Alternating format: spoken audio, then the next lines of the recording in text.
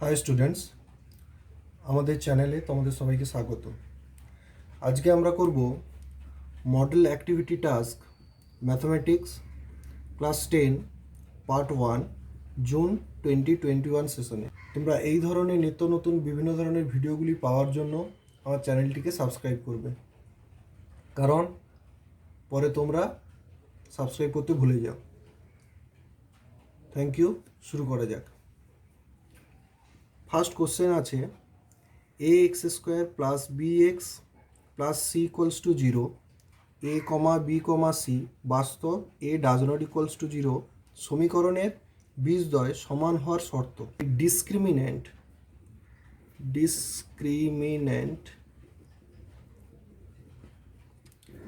নিরূপক, যেটাকে বলা হয় বাংলায় নিরূপক,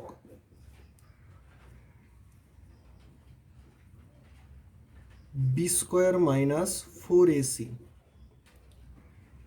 এই নিরূপকের মানটা হয় বি স্কোয়ার মাইনাস 4ac। এই বি স্কোয়ার মাইনাস 4ac কারণ আমাদের অলরেডি জেনারেল স্ট্যান্ডার্ড ইকুয়েশন দেওয়া আছে দ্বিঘাত সমীকরণের ax square plus bx plus c equals to 0, যেখানে a কোনোদিন শূন্য হবে না, a does not equals to 0। তো তাই এক্ষেত্রে নিরূপকটা হয়ে যাচ্ছে বি স্কোয়ার মাইনাস 4ac, যেটা যদি শূন্য হয় তাহলে সেক্ষেত্রে কিন্তু বীজদ্বয় সমান পাওয়া যাবে। তাহলে বীজদ্বয় সমান হওয়ার শর্ত হচ্ছে এটাই। কোশ্চেন নম্বর 2তে বলছে একটি বৃত্তের ব্যাসার্ধের দৈর্ঘ্য 10 সেন্টিমিটার এবং ওই বৃত্তের একটি জায়ের দৈর্ঘ্য 12 সেন্টিমিটার হলে বৃত্তের কেন্দ্র থেকে জায়ের দূরত্ব কত। তাহলে এখানে যদি আমি একটু লক্ষ্য করি তাহলে সেক্ষেত্রে দেখতে পাবো জায়ের দৈর্ঘ্য বলেছে 12, তাহলে নিশ্চয়ই এটা 6 সেন্টিমিটার, এটা 6 সেন্টিমিটার হবে। কেন না, কারণ আমরা জানি বৃত্তের ব্যাস নয় এমন কোনো জায়ের ওপর কেন্দ্র থেকে লম্ব অঙ্কন করলে জ্যা সমদ্বিখণ্ডিত হয়। এটা অলরেডি আমাদের একটা থিওরেম ছিল। তাহলে সেক্ষেত্রে এটাকে যদি আমি একটু নামকরণ করে দিই ও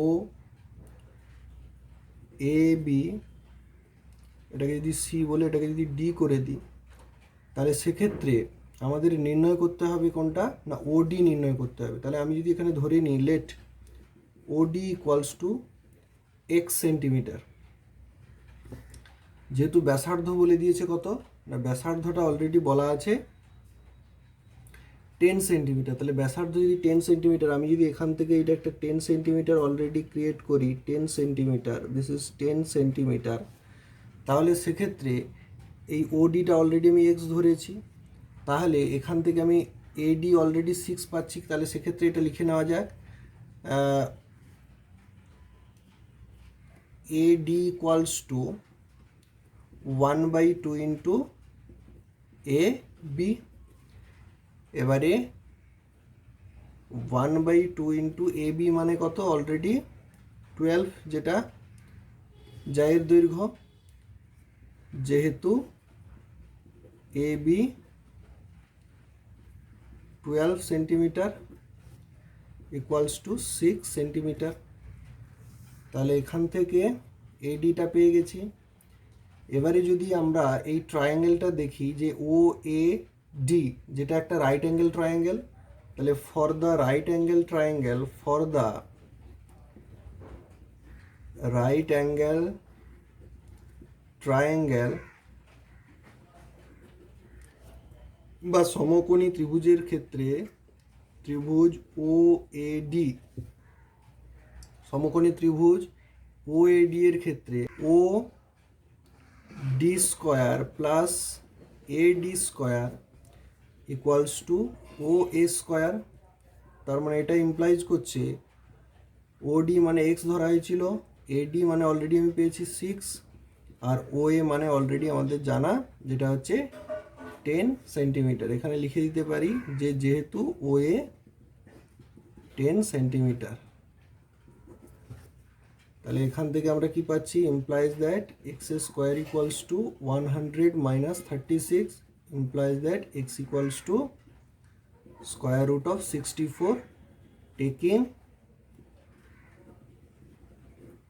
positive as x is a distance. X is a distance, তাহলে that can be implied that x equals to 8 centimeter. So therefore বৃত্তের কেন্দ্র থেকে জ্যায়ের দূরত্ব 8 সেন্টিমিটার। নাম্বার 3 কি বলছে, দুটি ঘনকের আয়তনের অনুপাত 1:8 হলে ঘনক দুটির সমগ্র তলের ক্ষেত্রফলের অনুপাত কত? তাহলে মনে করা যাক প্রথম ঘনকের একটি বাহুর দৈর্ঘ্য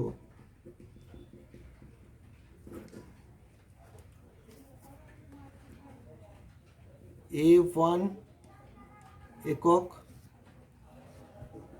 ও দ্বিতীয় ঘনকের একটি বাহুর দৈর্ঘ্য A2 একক। তাহলে অতএব প্রথম ঘনকের আয়তন কি হয়, বাহুর কিউব, তাহলে A1 এর কিউব, অবভিয়াসলি এককটা কি হয়ে যাবে, ঘন একক, ও দ্বিতীয়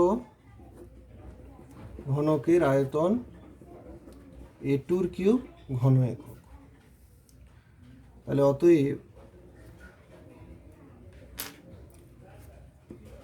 প্রশ্নানুযায়ী কি পাচ্ছি, A1 cube is to A2 cube equals to 1:8. That can be implies that A1 cube by A2 cube equals to 1 divided by 8, implies that A1 cube A2 cube equals to 1/2 এর whole cube. তার মানে imply করছে A1 by A2 equals to 1/2. That can be implies that A1 square by A2 square equals to 1/2 এর whole square. That can be implies that A1 square by 6A1 square by 6A2 square equals to 1/4. That can be implies that 6A1 square is to 6A2 square equals to 1:4. অতএব ঘনক দুটির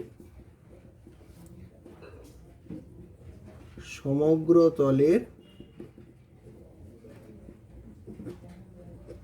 ক্ষেত্রফলের অনুপাত 1:4।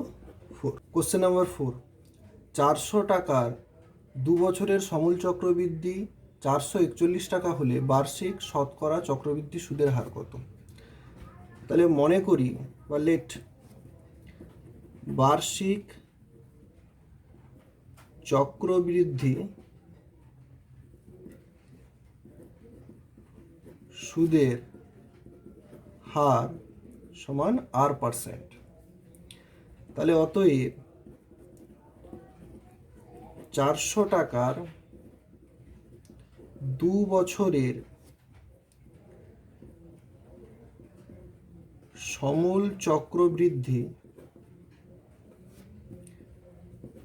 সুদ বার্ষিক R% চক্রবৃদ্ধি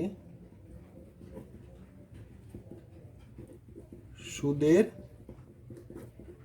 হারে কত হবে, 400 into 1 plus R/100 whole square, which is equals to 400 into 100 plus R divided by 100 তো স্কোয়ার টাকা। কিন্তু প্রশ্নানুযায়ী বা অ্যাকর্ডিং টু কোশ্চেন আমাদের কি দেওয়া আছে, বা শর্তানুযায়ী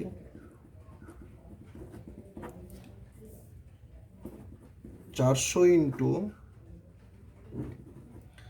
100 plus R divided by 100 square equals to 441। আমাদের এটা দেওয়া আছে, implies that 100 plus r by 100 whole square equals to 441 divided by 400. That can be implies that 100 plus r by 100 whole square equals to 21 by 20 whole square. That can be implies that 100 plus r by 100 equals to 21 by 20. That can be implies that এটা কোনাকুনি গুণ করে দিলে কত হচ্ছে 2000 plus 20 r equals to 2100. That can be implies that 20 r equals to 2100 minus 2000, that means 2000. That can be implies that r equals to 100 by 20, which means 5. That can be implied that r equals to 5. Therefore নির্ণেয় বার্ষিক চক্রবৃদ্ধি সুদের হার 5%। এখানে কি বলা আছে, বলা আছে x 12 y 27 ক্রমিক সমানুপাতি হলে x ও y এর মান নির্ণয় করো। তাহলে এক্ষেত্রে x 12 y 27 এরা ক্রমিক সমানুপাতি, এরা ক্রমিক সমানুপাতি। তাহলে অতএব এখান থেকে কি আমি যদি এই তিনটে নিয়ে করি, এই শেষ তিনটে নিয়ে করি, তাহলে সেক্ষেত্রে কি দেখতে পাবো 12 by y equals to y by 27. That can be implies that y square equals to 12 into 27. That can be implies that y square equals to 2 into 2 into 3 into 3 into 3 into 3। যদি আমরা একটু ভেঙে নিই, 12 equals to 2 into 3 implies that y equals to plus minus square root of 2 into 2 into 3 into 3 into 3 into 3. That can be implied that y equals to plus minus 18 2 3 3 18 বেরোচ্ছে। তাহলে অতএব এখান থেকে কি পাচ্ছি x ইন্টু x, তাহলে অতএব x কমা 12 কমা plus minus 18 কমা 27 এরা ক্রমিক সমানুপাতি। এবার যদি আমরা প্রথম তিনটে নেই, তাহলে সেক্ষেত্রে কি দেখতে পাবো x by 12 equals to 12 by plus minus 18. That can be implies that x equals to 12 into plus minus 12 into 12 divided by 18. That can be implied that x equals to plus minus 144 by 18. 18 8 a 144. Implies that x equals to plus minus 8. Therefore x O y এর নির্ণেয় মানগুলি যথাক্রমে plus minus 8 ও plus minus 18। এবারে যদি আমরা 6টা দেখি, ও কেন্দ্রীয় বৃত্তের এবি একটি ব্যাস, সি বৃত্তে অবস্থিত একটি বিন্দু, angle OBC equals to 60 degree হলে অ্যাঙ্গেল ওসিএ কত। তাহলে এক্ষেত্রে যদি আমরা ছবিটা লক্ষ্য করি, সেক্ষেত্রে এবি একটা ব্যাস ও কেন্দ্রীয় বৃত্তের, যেখানে সিটা হচ্ছে একটি বৃত্তের উপরে অবস্থিত একটি বিন্দু। এখানে বলে দিয়েছে ও বিসি, মানে এই কোণটা কত বলেছে 60 ডিগ্রি। তাহলে এটাকে দুভাবে করা যায়। যদি আমরা পুরো ট্রায়াঙ্গেলটা দিয়ে করি সেটা থেকেও করা যাবে, আর না হলে একটা ট্রায়াঙ্গেল ধরেও করা যাবে। তাহলে আমরা অলরেডি জানি যে অর্ধবৃত্তস্থ কোণ সমকোণ। যদি আমরা পুরো ত্রিভুজটা ধরে করি তাহলে সেক্ষেত্রে কি দেখা যাবে, এখানে যেগুলো দেওয়া আছে আমাকে কি দেওয়া আছে না, পুরো ত্রিভুজটার ক্ষেত্রে না, ত্রিভুজ এ বি সি এর ক্ষেত্রে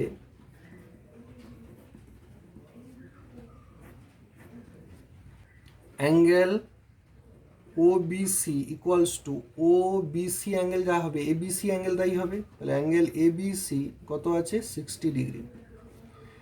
angle A C B equals to 90 degree, কারণ আমরা কি জানি অর্ধবৃত্তস্থ কোণ সমকোণ, অর্ধবৃত্তস্থ কোণ সমকোণ। তাহলে এখান থেকে আমরা কি বলতে পারবো, এটা যদি 90 ডিগ্রি হয়, এটা যদি 60 ডিগ্রি হয়, তাহলে এটা কত হবে, এটা 30 ডিগ্রি হওয়া উচিত। তাহলে অতএব আমরা এখান থেকে কি বের করতে পারবো, অ্যাঙ্গেল বিএসি সমান 180 degree minus 90 degree plus 60 degree, that can B equals to 30 degree. এবারে আমাকে বের করতে বলেছে কোনটা, ওসিএ মানে এই কোণটা বের করতে বলেছে। তাহলে আমরা যদি এই ট্রায়াঙ্গেলটা দেখি, কোন ট্রায়াঙ্গেলটা, ও এসি আর ও সিএ ট্রায়াঙ্গেলের ক্ষেত্রে, তাহলে ট্রায়াঙ্গেল ও সিএ এর ক্ষেত্রে কি পাচ্ছি না, ওসি এর ক্ষেত্রে ও এ যা ওসি তা, তাহলে ও এ সমান ওসি, কারণ এটা কি বৃত্তের ব্যাসার্ধ। তার মানে অতএব অ্যাঙ্গেল দুটো বাহু যদি সমান হয় তাদের বিপরীত কোণগুলোও সমান হবে। তার মানে ও এর বিপরীত কোণ কোনটা, O C A, angle O C A. আর ওসি বাহুর বিপরীত কোণ কোনটা, এই কোণটা O AC. That can be implies that angle O C A O AC already আমরা 30 ডিগ্রি পেয়েছি। ও এসি যা সেটাই কি, সেটাই বিএসি, আর অলরেডি আমরা বিএসিটা 30 ডিগ্রি পেয়েছি। তার মানে implies that O C A equals to 30 degree.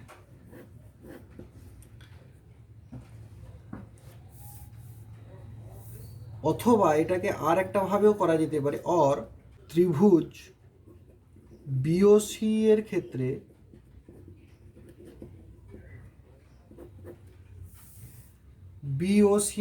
এই কোণটা 60 ডিগ্রি। এবারে যেহেতু এই দুটো বাহু সমান, তার মানে এদের বিপরীত কোণগুলো সমান হবে। ও বি যা ওসি তা, কারণ এটা ব্যাসার্ধ, তাহলে তাদের বিপরীত কোণগুলো সমান হবে। তাহলে এই কোণটা যদি 60 হয়, তাহলে এই কোণটাও কত হবে, 60ই হবে। তাহলে এটা 60 এটা 60, তাহলে এটা কত হয়ে যাবে,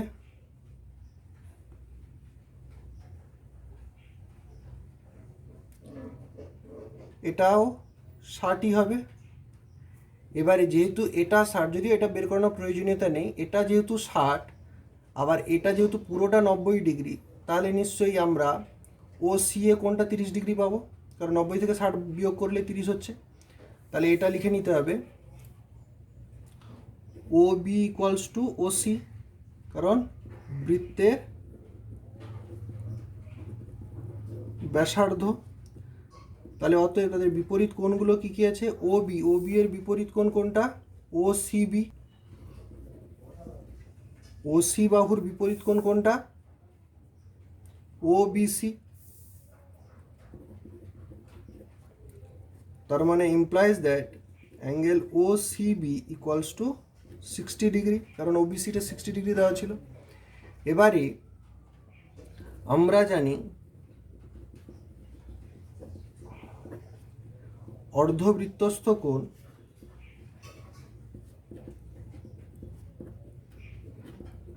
সমকোণ, তাহলে অতএব অ্যাঙ্গেল এসিবি সমান 90 ডিগ্রি। তার মানে এসিবি মানে কোনটা? এই কোণ আর এই কোণকে যোগ করলে নিশ্চয়ই এসিবি পাওয়া যাবে, এসিবি পাওয়া যাবে। তাহলে এই কোণটা কত? ওসিএ আর OCB, OCA plus OCB, OCA plus OCB equals to 90 degree. OCB already আমরা পেয়েছি 60 ডিগ্রি, তাহলে angle OCA plus 60 degree equals to 90 degree. That can be implied that angle OCA equals to 90 degree minus 60 degree, which will get 30 degree. Question number 7. একটি ঘনকের প্রত্যেকটি ধারের দৈর্ঘ্য 50% বৃদ্ধি পেলে ঘনকটির সমগ্র তলের ক্ষেত্রফল শতকরা কত বৃদ্ধি পাবে? তাহলে লেট ঘনকটির একটি বাহুর দৈর্ঘ্য x একক, তাহলে অতএব ঘনকটির সমগ্র তলের ক্ষেত্রফল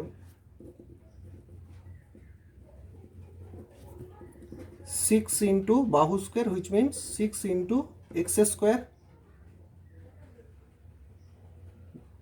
বর্গ একক।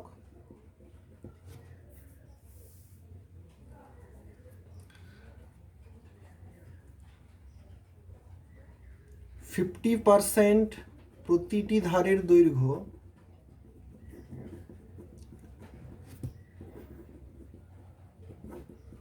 বৃদ্ধি পেলে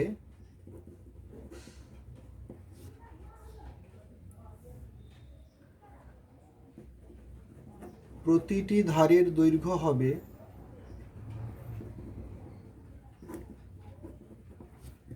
কত? না এক্স ছিল, আবার বেড়েছে কার? না এক্সের 50%, তাহলে x into 50/100, which will get x plus x by 2, 51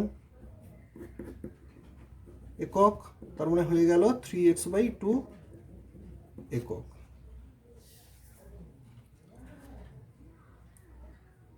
তাহলে অতএব নতুন সমগ্র তলের ক্ষেত্রফল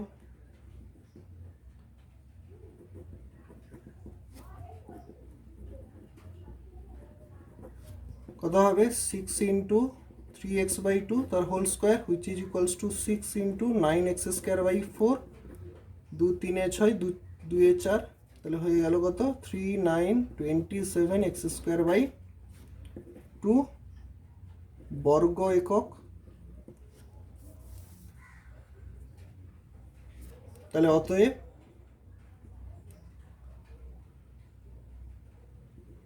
ঘনকটির সমগ্র তলের ক্ষেত্রফলের বৃদ্ধি সমান 27x² মাইনাস আগে ছিল 6x² divided by 6x² into 100, কারণ এটা প্রথমটার সাপেক্ষেই নির্ণয় করা হবে। তাহলে equals to 27x² minus 12x² divided by 12x² into 100 বাইরে পার্সেন্টেজ, এটা হয়ে যাচ্ছে 15x²/12x² ইন্টু 100 বাইরে পার্সেন্টেজ ইকুয়ালস টু 15/12 ইন্টু 100 বাইরে পার্সেন্টেজ ইকুয়ালস টু 3 5 3 4 4 25, তাহলে 25 × 125%. This will be the required answer. Question number 8, সমাধান করো 2x + 1 + 3/2x + 1 = 4, x does not equals to -1/2. তো এটা কি করে করবো? এটা ইমপ্লাই করছে, তাহলে আচ্ছা প্রথমে এটা ধরে নাও,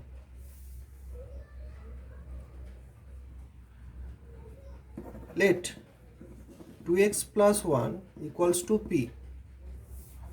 let 2x + 1 = p. তাহলে therefore p + 3/p = 4 implies that p² + 3/p = 4.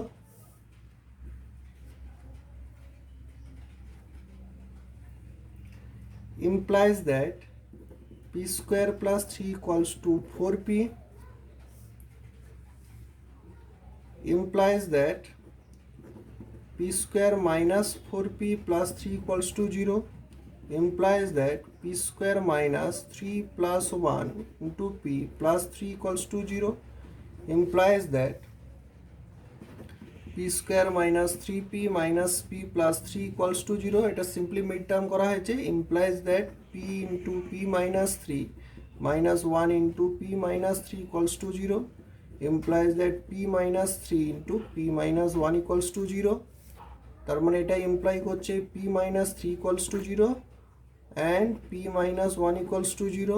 that can be implies that p = 3. that can be implies that p = 1. that can be implies that p এর ভ্যালু ছিল কত? 2x + 1 = 3. that can be implies that 2x = 3 - 1. that can be implies that 2x = 2. that can be implies that x = 1. এখানেও similarly p এর জায়গায় 2x + 1 বসিয়ে simplify করলে আসবে 2x = ভাবলা, implies that x = ভাবলা. therefore the required solution will be the required solutions are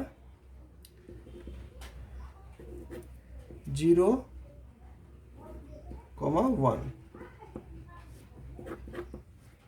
thank you students, দেখা হচ্ছে পরের ভিডিওতে।